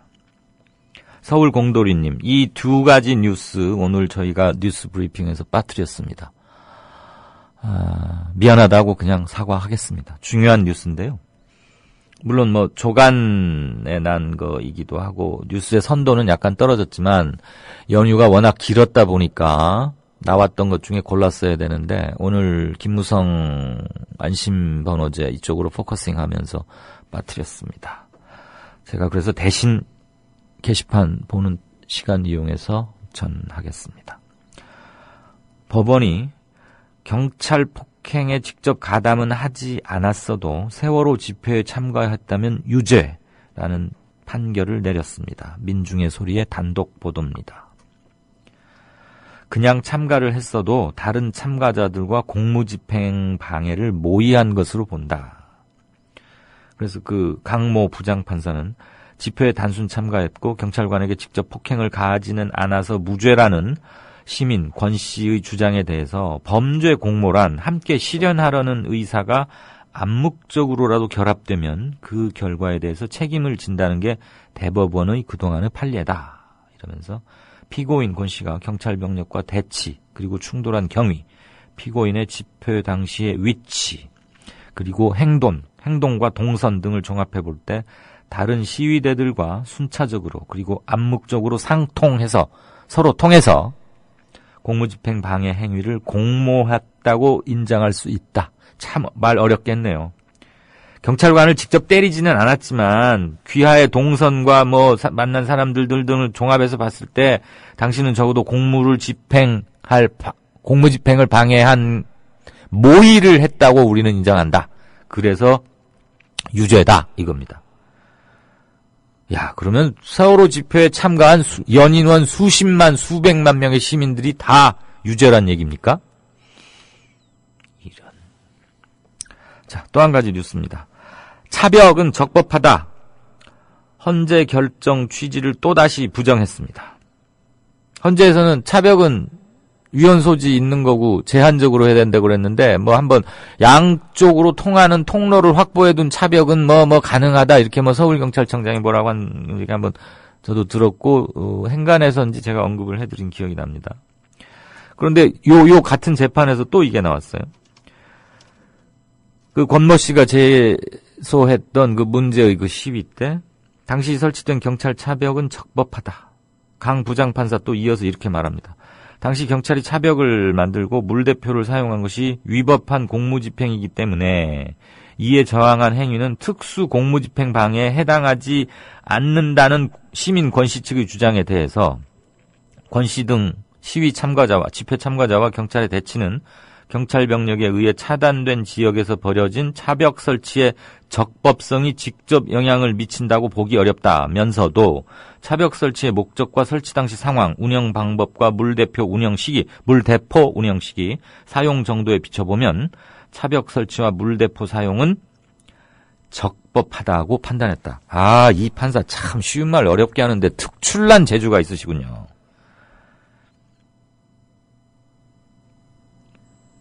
참나. 이게 무슨 소리입니까? 경찰 병력에 의해 차단된 지역에서 벌어져 차벽 설치의 적법성이 직접 영향을 미친다고 보기 어렵다면서도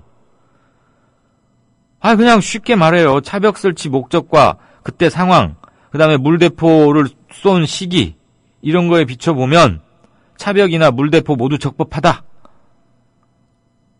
정 뭐하면 2심에 가서 따져라. 지금 이런 태도 아닙니까? 이 강 부장판사 얘기는. 아유, 참나. 아무튼 이 판결 기사를 저희가 빠뜨렸는데요. 서울 공돌이님 덕에 좀 더 소상히 들을 수 있었습니다. 고맙습니다. 접시 깨면 혼난다고요? 낭만고양이님. 집에서 깨면은 비싼 거 깨면 엄마한테 혼나겠지만 공무원들 일하다가 돈 빼먹고 그러란 접시 깨는 거 아니고요. 아무튼 뭔가 일을 하려고 해야 뭐가 이루어지지 않겠어요? 가만히 있으면서 관리만 하면 뭐가 나아지겠느냐라는 뜻에서 한 말입니다. 안 바쁜 벌꿀님, 성추행, 제자나 동료 교사 성추행, 성희롱한 교사들 파면시켜버리고 자녀들은 3대에 걸쳐서 공직에 못 나가게 해야 한다. 예, 심정적으로는 저도 동감입니다. 이게 목이 벌써 이래가지고 2시간을 어떻게 생방송 토론회 진행 사회를 봐야 할지 걱정인데요. 또 안 읽을 수도 없고. 부산 체개발아님, 건강한 모습과 목소리로 다시 뵈서 반갑습니다. 아직 기침 소리가 들리네요. 예. 이따 텔레비전으로 뵙겠습니다. 제발 2시간을 버틸 수 있도록 좀 힘을 주십시오. 진짜 인터뷰로 넘어가겠습니다.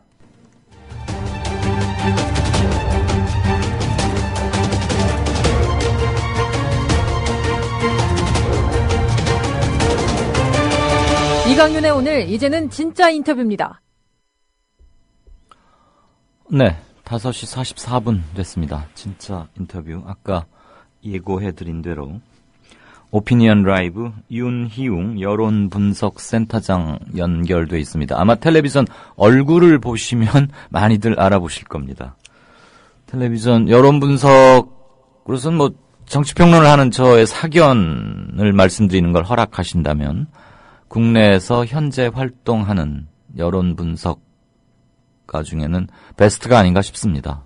차분하고 과장하거나 부풀리지 않고 데이터에 충실한, 좋아하는 후배이기도 합니다. 윤희웅 센터장님, 오랜만입니다. 안녕하세요. 예, 안녕하셨습니까? 네. 이제 슬슬 바빠질 겁니다. 큰 선거들 다가오고 하니까. 예, 뭐 이제 선거를 준비하는 이제 도전자들 같은 경우는 선거 준비 이제 실질적으로 들어간 경우들도 많이 있고 해서요. 예. 조금씩 이제 바빠지고 또 의원들이 후보들이 이제 추석 지나면 본격적으로 선거 준비 태세에 들어가기 때문에 예. 예, 아마 이전보다는 약간 바빠질 것으로 기대하고 있습니다. 기대. 네. 자기 어떻게 나오는지 내년에 나가면은 몇 등이나 할지 좀 미리 알아보고 싶어서 사비 들여서 여론조사 의뢰해 오는 사람들 많아요? 예, 그렇습니다. 여론조사는 본선거 기간에도 마찬가지인데요. 예. 이게 보전 비용에는 해당되지 않습니다. 아, 이기더라도 네. 돌려주는 돈은 아니네요. 예, 선거 외 비용이어서 어허. 말씀하신 대로 이제 개인 비용을 사용해야 되는 것이거든요. 예. 그래서 부유한 후보들은 좀 많이 하는 편이고, 예. 그 비용도 만만치 않기 때문에 모든 후보들이 많이 하는 것은 아니고요. 아, 거기도 그 빈익빈 부익부가 그대로 드러나는군요. 네, 그렇습니다. 그거 돌려주지 않는 돈이구나. 그러니까 하고 싶어도 잘 못하겠네요. 네, 그래도 그것이 이제 대개는 여론조사 지역의 이제 여론을 알아보기 위해서, 지역 현안을 파악하기 위해서 또 본인과 경쟁 후보의 경쟁력을 알아보기 위해서 하는 것인데, 네. ARS 시스템 같은 경우는 상대적으로 비용이 적다 보니까, 예.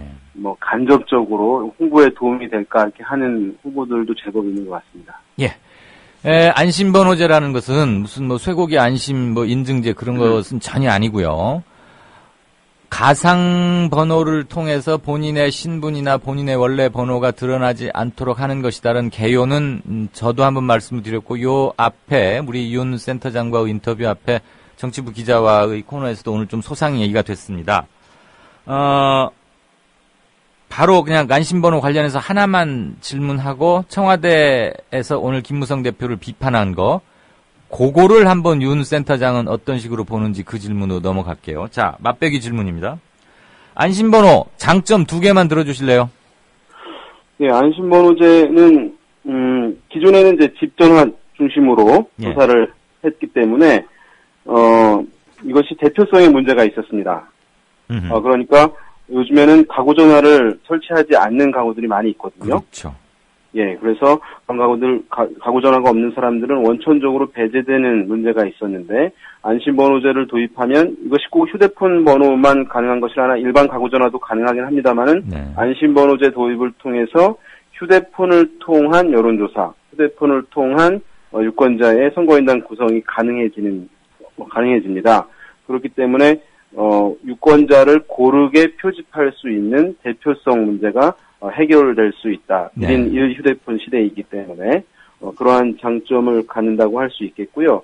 또 한 가지는 과거에 이 기존의 가구전화의 DB는 상당 부분 외부로 유출이 많이 되어 있습니다. 그래서 실질적으로 그것을 착신 번호 또는 또 다량의 또 개설, 추가적인 개설 등을 통해서 왜곡을 시도하거나 조작을 이제 시도하는 가능성이 높았는데 네. 그것을 차단할 수 있다는 장점이 있고 또 한 가지만 더 말씀드리면 네.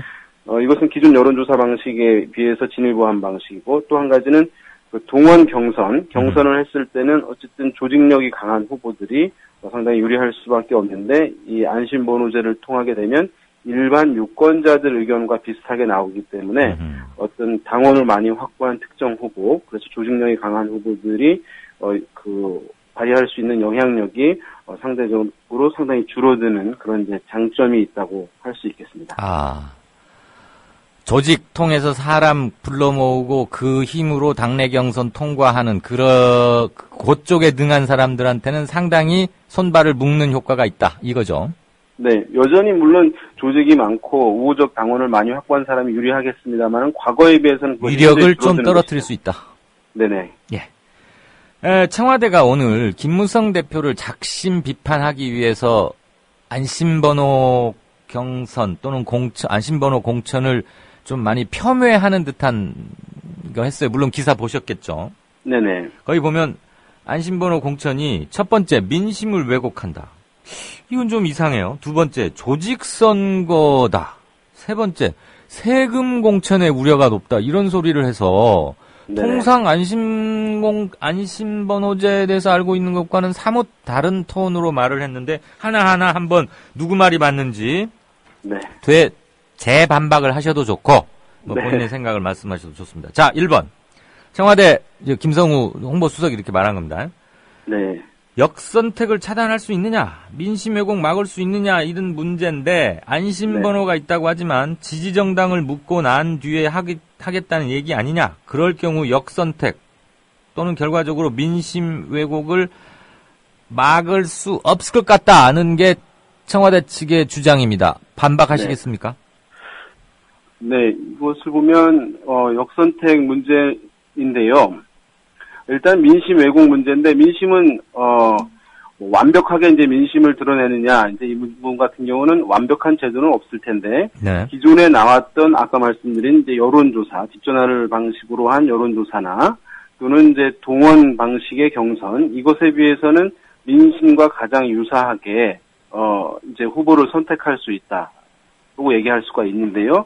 그것은 아까 말씀드린 대로 어쨌든 이 안심번호제를 통해서 휴대폰을 사용해서 일반 유권자들을 고르게 누구 배제되지 않고 모든 사람들이 의견을 표출할 수 있도록 물론 거기에 대표성을 보장하는 전제하에 할 수 있기 때문에 민심과 가장 부합하게 할 수 있는 선진적인 방식이라고 얘기할 수가 있겠고요. 역선택 문제는 이것이 경쟁 정당에 그러니까 싫어하는 정당, 내가 좋아하지 않는 상대 정당의 당원 내지는 선거인단으로 참여함으로써 약체 후보를 오히려 지지하는 문제들. 그래서 약체 후보가 후보로 선출되면 최종적 경쟁력이 떨어지게 된다는 얘기인데, 이 문제는 여기서 얘기를 할 수는 있겠습니다만 그것을 차단할 수 있는 방식들은 이제 많이 있습니다. 왜냐하면 첫 번째로 간접적으로 할 수 있는 것이 사전 스크린 질문을 넣는 방식인데요. 먼저 선거인단을 모집할 때 이 안심번호를 통해서 참여할 것인지 묻고 어느 정당을 지지하는지를 먼저 묻게 됩니다. 그러면 내가 새누리당을 지지한다, 또 새정치민주연합을 지지한다 등 밝히게 될 텐데요.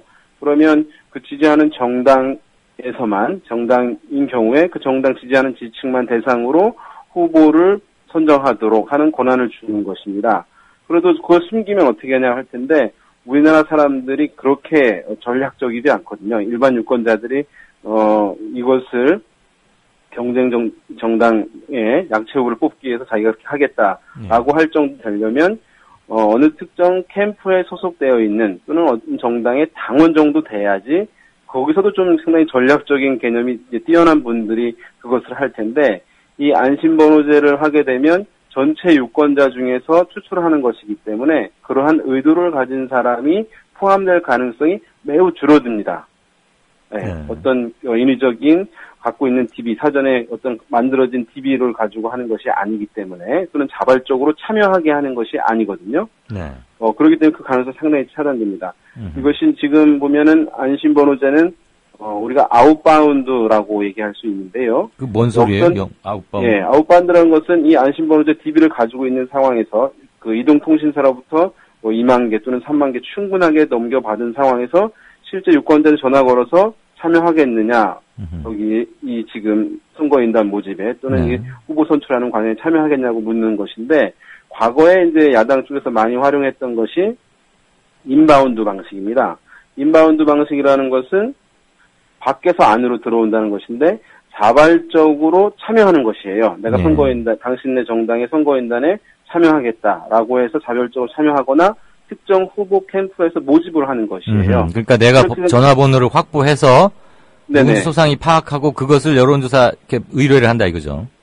뭐 가지고 있는 DB들이 있을 수 있지 않겠습니까? 네네. 어떤 후보들이. 그리고 이제 내가 새누리당의 당원이다, 어떤 조직원이다 하면 야당이 하는 선거인단에 참여하는 것이죠. 본인이 야당을 지지하는 것처럼 얘기하고. 예. 그렇게 되면은 역선택 문제가 더 큰 것이죠, 그 방식이. 근데 그걸 차단하기 위해서 이 아웃바운드 방식으로 바뀌었기 때문에 그 역선택 가능성은 현저히 줄어들었다고 얘기할 수 있겠고요. 예. 또 한 가지는 저런 게 있을 수 있습니다. 이 양당이 지금 다른 날 이제 지금 같은 날 할지 다른 날 할지 정해지지 않았는데요. 이것을 같은 날 하게 될 경우 또는 한 기관에서 새누리당 지지하는 사람은 새누리당 후보를 묻고 또 야당을 지지하는 사람은 야당 후보 선택 권한을 주고 할 경우에는 이 역선택 문제가 또 사라지는 뭐 방안이 이제 있을 수 있거든요. 완전히. 그런 면에서 그 역선택은 만약에 전체 중에서 뭐 1000명을 선거인단 모집하는 데 있어서 한두 명이 들어가는 것, 그런 의도를 갖고 운이 좋아서 선거인단에 이제 전화가 와서 내가 참여하겠다라고 해서 하는 사람이 뭐 있을 수 있는 가능성은 전혀 배제할 수는 없는데 한두 명 정도 뭐 들어가는 것은 대세에는 전혀 지장이 없다고 하겠습니다. 네, 그렇다고 보면 지금 우리 윤 센터장 얘기 들어보니까 네. 청와대 관계자라고 표현된 사람 뭐 김수석일 텐데 청와대 김수석 얘기는 뭐 역선택 관련 부분은 적어도 사실과 다르네요. 좀 틀렸네요.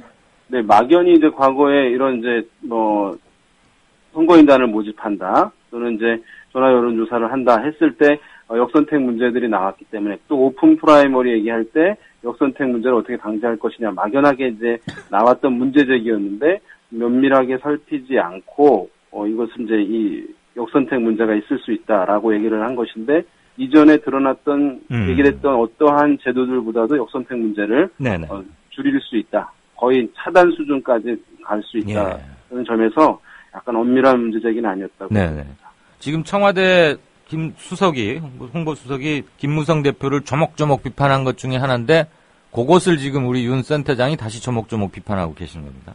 자, 두 번째 이런 얘기도 했어요. 통상 전화 여론조사 응답률이 2%도 채 안 된다. 그럴 경우 결국 조직력 강한 후보한테 유리해지는 거 아니냐. 인구수가 적은 선거구, 농어촌 같은 데 굉장히 적죠. 이런 데는 안심번호에 동의한 유권자가 노출되기 쉽고 얼마든지 조직선거가 될 우려도 있다라고 안심번호제를 깎아내렸습니다. 이 말 맞습니까? 동의합니까? 틀립니까? 일단 인구수가 적은 선거구 이제 뭐 차이가 나도 이제 2대1 차이인데요. 예, 20만 원, 40만 이렇게 되겠죠. 그래서 뭐 과거에 비해서 인구수가 현저히 적은 선거구는 사실 존재하지 않는 것이죠. 그렇죠. 1대2니까. 예. 그래서 그리고 이것이 이제 조직 선거가 될 우려가 있다. 이제 조직 선거 될 우려가 없어진 거죠. 사실은. 예, 아까 말씀드린 대로 조직 선거라는 것은 실제 그 인바운드 방식의 이제 이 선거인단 구성 내지는 유권자들이 직접 투표장에 가서 현장 투표를 할 경우에 오히려 조직 선거 가능성이 극대화되는 것인데 그것을 막을 수 있고 그것을 하지 않는 것이기 때문에 누가 선거인단의 가능성이 자기한테 지목돼서 그 연락이 올지 알 수 없는 상황이기 때문에 이 조직을 구성하기 위해서 비용을 쓸 필요도 없고 그 가능성이 현저히 떨어지기 때문에 조직이 많은 사람이라고 해서 그것의 영향력을 충분히 발휘하기도 어렵기 때문에 그런 면에서 조직 선거 될 가능성도 있다는 그 문제 제기도 또 다소 이제 설득력이 떨어진다. 약하다고 봐야 될 것 같습니다. 이거 청와대 수석이라는 양반이 그 여론조사 그런 거 좀 자세히 알아보지도 않고 그냥 막 비판한 거예요? 글쎄요, 요 제도 자체만 이제 봤을 때는 문제 제기가 오히려 이제 문제가 있는 분이 문제 제기가 그러니까 예. 안심번호제 이러이러한 잘못이 있다라고 말한 그 견해에 오히려 좀 잘못이 많은 것 같다라는 게 지금 네. 우리 여론조사 국내 대표적인 분석가이자 조사가인 윤희용 센터장의 진단이시다 이거죠? 네, 그렇습니다. 그래서 이것은 많이 아시겠지만 이전부터 이것을 하기 위해서 많은 논의들이 있어 왔습니다. 계속 진일보해 온 것이기 때문에 과거에 홍준표 의원실, 또 새누리당 정병구 의원실, 최근에 새누리당 권은희 의원실, 또 야당의 민병두 의원실 등에서 이 안심번호제를 법안을 발의하기 위해서 많은 시도와 준비가 있었고, 알겠습니다. 예, 또 여당에서도 이제 많은 실질적인 혁신이라든가 이런 데서 논의가 있었거든요. 여당 보수혁신위원회에서도. 시간 관계상 여기까지만 듣게 되는 점을 청취자 여러분 그리고 센터장 양해 부탁드립니다. 잘 들었습니다. 국민 라디오 팟캐스트 응원하는 가장 쉬운 방법 아시나요? 다운로드하기, 별점 주기, 댓글 달기, 구독하기. 국민 라디오 팟캐스트 널리 알리는 가장 쉬운 방법. 다운로드하기, 별점 주기, 댓글 달기, 구독하기. 기억하세요. 다운로드하기, 별점 주기, 댓글 달기, 구독.